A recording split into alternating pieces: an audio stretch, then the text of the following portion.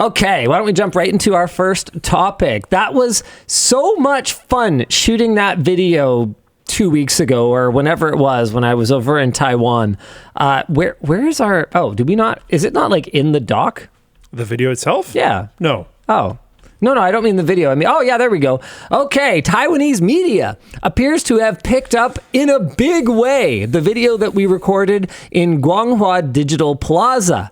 Super cool place. We visited a random, if you haven't seen it, we visited just a random computer shop in the mall. We made our decision based on who had the coolest PC in front of it. It was pretty cool, so it was a good choice. And we asked them to build us a PC for $5,000 to see what they would come back with and how it compared to an equally priced system from Main Gear, also with hardline liquid cooling. The system they gave us was absolutely sick. Like, the builder freaking nailed it in pretty much every way. The only thing that I would say that they didn't quite get right was the memory configuration. And I'm very disappointed about this because Gary from the lab pointed out that in the video, when I'm troubleshooting the memory speed, that it won't apply Expo. We apparently cut out the part where I said, hey, AMD has trouble running 4 DIMMs at maximum speed, so I doubt Expo is going to work. So a number of people thought that I didn't understand what the issue was.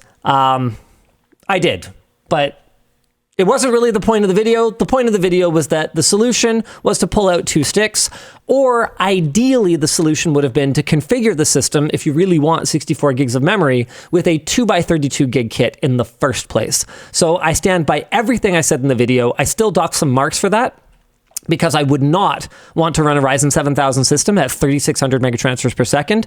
But it's also, it's not that it was broken, it's just that there was a performance penalty to configuring it that way. Everything else about the system, dude, did you watch the video by any chance? I watched the whole thing, actually. It was great. Did you see how he packed the GPU original cooler? He put every screw back in exactly the place it would need to be so that when it's time to reassemble that thing, super easy. I'm ready to do it. I have never seen that before. In fact, I'm trying to think back because we secret shopped some competitors like way back in the day when I was at NCIX. And we got some water-cooled systems in. I don't even think they included the original coolers. Like, yeah, I doubt it. Even like all the accessories and manuals and stuff like that, you can't take that for granted when you buy a fully integrated system necessarily. But he included everything just like the system would have been if I was an enthusiast custom builder and I built the system myself and I had all the pieces that came with it. I was so impressed by the build. Rather than trying to bring the PC back to Canada, though, which would have been a chore, we decided to give it away to the first person that recognized us on the street, which wound up being a Taiwanese junior high student. At least one media source did interview him, and he said that in addition to gaming, he wants to use the new computer to edit videos and experiment with LLMs. This wasn't in the video because we had wrapped by that point, but we went to the bakery that we were headed to, and then on our way back, he was still on the corner, and his mom was there.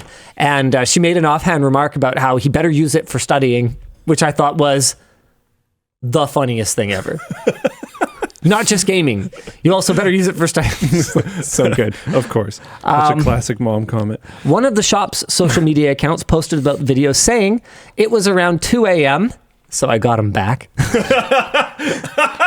That's okay. If you watch the video, that's actually a fun close the loop right there. He because there was such a high level of personalized service. Mm-hmm. And I don't know what it is, but like here in the Western, in Western culture, I don't actually like giving my phone number to people when they ask for it, because hotels will ask for your phone number and then they'll like text you incessantly, and like I'm worried they'll send me offers and stuff. Yeah. Whereas with this guy, I didn't even mind. He's like, yeah, I'll add you online, which means he doesn't need to have my phone number. It's just like a social media. You could just delete them. Yeah, it's just like a messaging app, and the conversation was so smooth and just.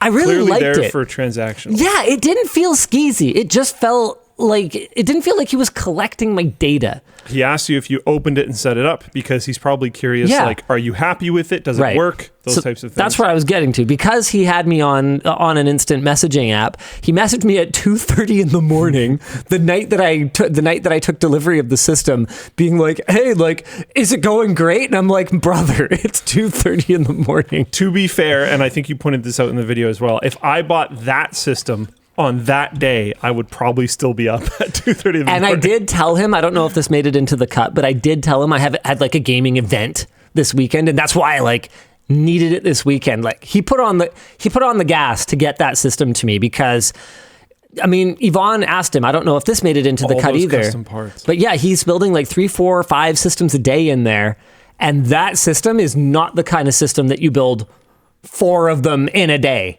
I don't care what kind of PC building god you are. Like that takes time. You could build maybe a couple of those in a day if you're really good. Anyway, so I got him back because this is from the shop's post. It was around 2 a.m. and suddenly I was bombarded with phone notifications. I wondered what earth-shattering event had happened. Oh God, it turns out that guy I met is a huge deal. I even apologized to him and said I didn't recognize him. Oh, did he send you another message online? Yeah, I'll bring it up. It's so funny. I didn't know this part. That's funny. Yeah, no. Here's what he said. I mean, I don't care, man. Like it doesn't. I don't need the ego stroking. Well, part of it is that video wouldn't have worked if he did recognize you. Oh, I'm so glad. So it's actually great that he didn't recognize you. Yeah, no. I and again, that didn't make it into the cut, but I talked about that. I talked about how important it was and how much fun it was being able to go incognito again for a change. Like. It ruins everything. Yeah. When any of this type of content that we try to do is rough. If people are just like, hey, Linus, well, then you're not seeing what the shopping experience is supposed to be. You're seeing and how that doesn't mean to hide it, by the way. Yeah. Because often we can tell anyways. Yeah. And it's the whole point is that it's supposed to be an authentic shopping experience. Yes.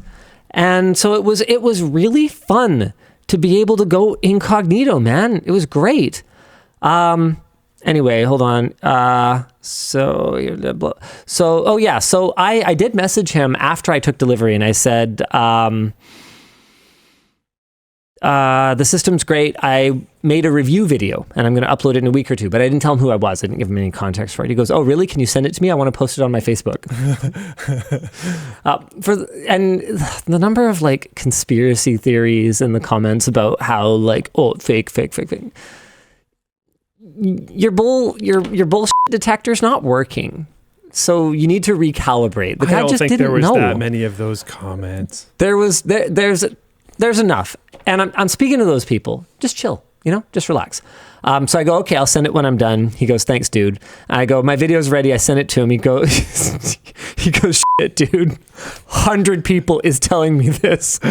Sorry that I really didn't recognize you. And I go, no, it's better that way. Thanks for the amazing system. You made the young man who won it very happy. Everyone is saying, WTF, man, you don't know him. And he said, thanks for your trust, which I thought was really cool because he really did, in good faith, build me the best system for my money. Oh, it was killer. I didn't even compare to like what I could have gotten just buying the parts on Newegg and assembling it myself, because I don't even really feel like I have to. Knowing sort of approximate, no, that was a good value. It was a good value. And if they took a little bit of profit margin, then they should. I know a few people that live in Taiwan, and I've heard that it's actually pretty common to have people like that build your system because they warranty it really well. Right. And he even said in his video, like, yeah, my warranty's a year or whatever, but if you have problems in 2 or 3 years, just talk to me. Awesome. Super cool. Trust me, bro, guarantee. And you know what? I actually trust him. Yeah. Because I've said 100 times, a warranty is only as good as the willingness to fulfill it. That is just a fact. And even though he seemed legitimately confused when I asked for an invoice, I'm not even kidding. He's like, oh, yeah, I get it. He literally pulled out a pen and paper. And just like wrote it? To write me an invoice for the system. Like it wasn't even itemized or anything. I'm like, you obviously have no system for this. And this is like not a thing you do, very clearly. But frankly, just based on the interaction, my level of trust with him is extremely high. And I believe that if that young man who won the system were to show up there and like say, hey, there's a problem with this, I'm sure he would deal with it. Yeah. 100%.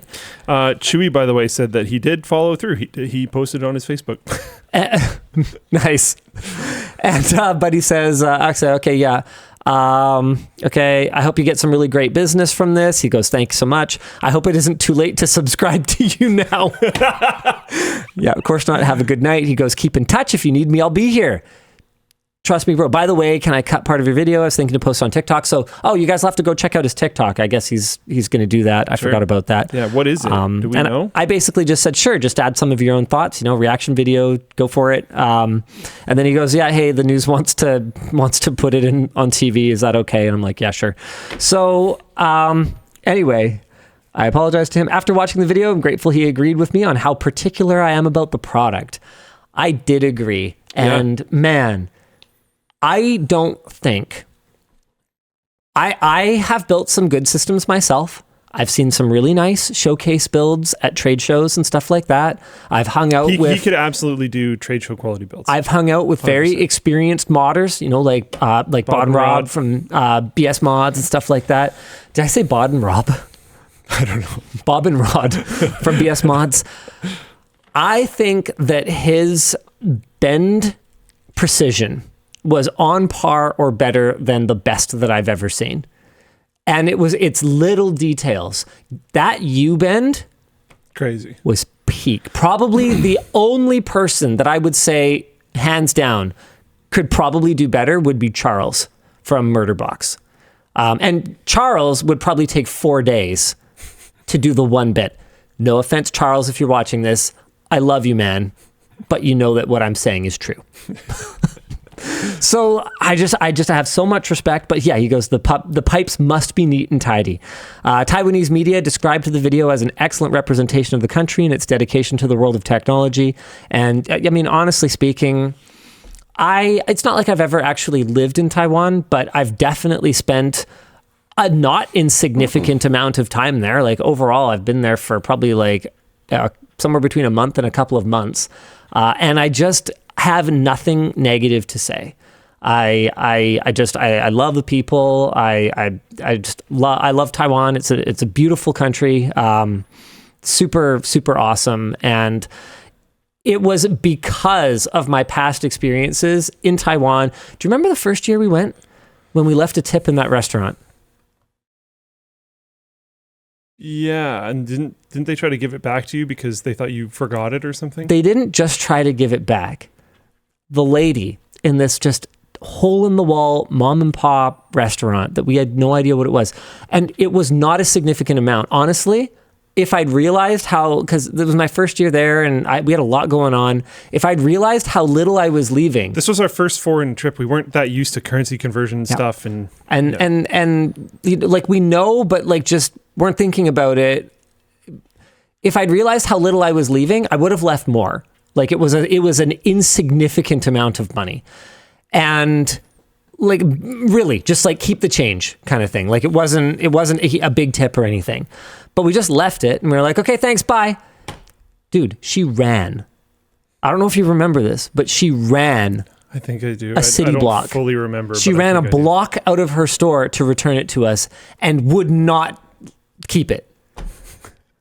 And look, you encounter one nice person somewhere that doesn't tell you anything about a culture, right?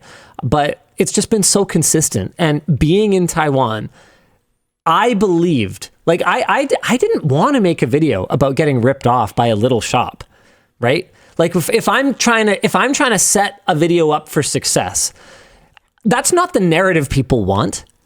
That's not the outcome that I want. Of course, I would report honestly on whatever outcome I got, but I like to stack the deck in my favor, right? Like if I have a pretty good idea that a mega corporation that has a history of skeezy behavior is going to rip me off, then I know what the framing for my video is going to be, and I know that people aren't going to be too upset about that. Whereas if I'm in this mom and pop shop and I think they're probably going to rip me off. I don't want to set that up. Yeah. There's a chance it can happen. I think Keith could have given me a better deal on some things. Anyway, there's a chance that can happen, but that's not the narrative that I would write for the video if I could write it. So with all my experience in Taiwan before, I had so much confidence that I was going to get an awesome system that I wrote that intro comparing it to main gear with a pretty good idea in my mind what the result was that they were going to cream them. I've spent a little over 3 months in Taiwan. I just did a quick little notepad math calculation. I feel safer in Taiwan than here. Taiwan is actually ranked the 3rd safest country in the world. It feels safe. Completely believe it. Anyone, old man, young, vulnerable lady. I mean, we've walked sometimes like an hour in a given direction, like going out for noodles. Through alleyways at 2 a.m. I never feel unsafe. And it's not like they don't have societal challenges like anywhere. It's not like they don't have people with substance abuse or mental health problems or whatever the case may be. But I never felt unsafe there. No. Everyone feels like they're on the same team. And everyone's like, and sorry, to my point, like old men, young women, they're out all times, day and night, just walking and being alone. You go down an alleyway and you end up just finding like cool coffee shops and stuff instead of getting sketched out. Like, so that's a whole thing. Different vibe. That's a whole thing. Apparently, they like work really hard to make it so that little shops make sense. Yeah. It results in a really cool vibe because no part of the city really feels the same, and you don't have like, oh, this one store takes up like an entire city block. It's like all these little ones. And in my opinion, it results in shops like the one that you're talking about, where you have this really specialized expertise. Like I remember going through that mall in, I think it was 2013, and finding like a store that just specialized in discs. Nice. Like CDs and DVDs and whatever else. And nice. It's like, the heck? And to be clear, it's not like they don't have chains. I mean, you can literally hawk a loogie from one Family Mart to the next Family Mart to the next Family Mart to the next one. And you'll run out of loogies before you run out of Family Marts. Same with 7-Elevens. And then they have another one, I don't remember the name of it, that's more common in the South. They're just everywhere. Oh, which one? I don't remember the name of it. It's like a red and blue logo, whatever. Yeah. Basically the same thing. Anyway, it was really cool to see the news media pick up on it. I had a ton of fun making that video. I would love to do more stuff like that. I need to find a way. Those ideas, you can't flow them every single day. Yeah, I know. Be sick if you could. I mean, with that said, I think we've had some videos lately that kind of deserved a little bit more attention, but didn't necessarily get it. I think we've definitely had some challenges kind of breaking out recently, but the way I see it is when everyone kind of, clues back in and is like, oh yeah, let's like watch LTT again. There's going to be a ton of really great videos to watch. So the My Wi-Fi is better than yours video. Maybe the title and the thumbnail could have been different or something. I don't know, but that video was really good. Yeah, that one's actually doing pretty solid. We just had some ones before that kind of struggled a little bit. I think that factory tour in Taipei deserves twice as many views. That was freaking awesome. The way that they gave us access to everything. The GPU factory one? Like, yeah, you really saw how a GPU gets manufactured. It was really cool. And they held back nothing. I love that kind of stuff. That's really cool. Yep. Power color tour.